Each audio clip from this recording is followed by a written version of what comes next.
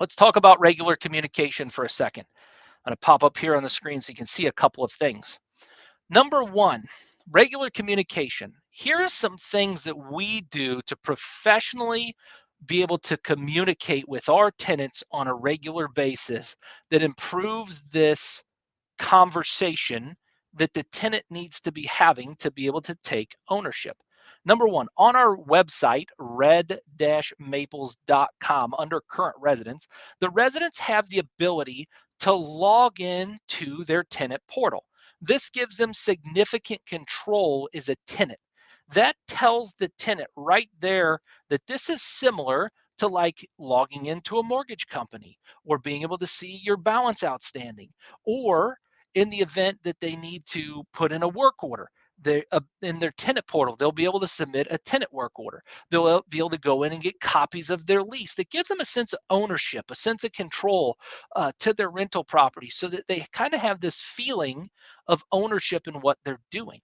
They can also submit pictures for damage and things like that. It's really important that tenants have the ability to communicate with you. In fact, in our property management software, you'll see on the right-hand side, you see this text messages, and our tenants give us the permission, as you can see here. They give us the permission to start. As you can see on the screen, they give us the permission to start communicating with them via text message.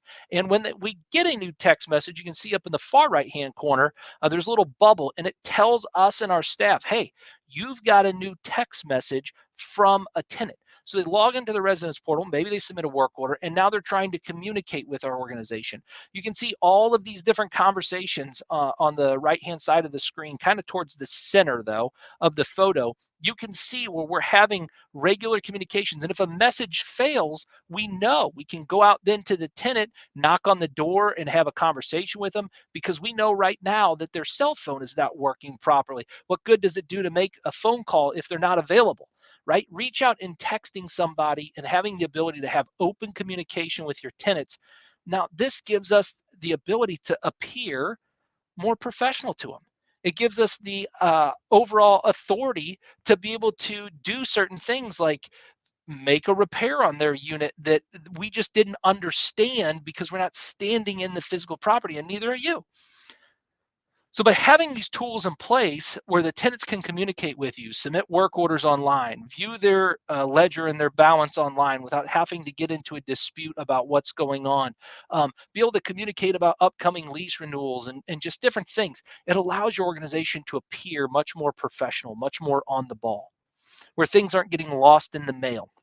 They're getting directly to the tenant. And if they're not, you can see it right away that the tenant, as you can see in the middle of the screen there, the second message down said message failed to send. Well, yeah, the reason it failed to send is their cell phone's not working any longer.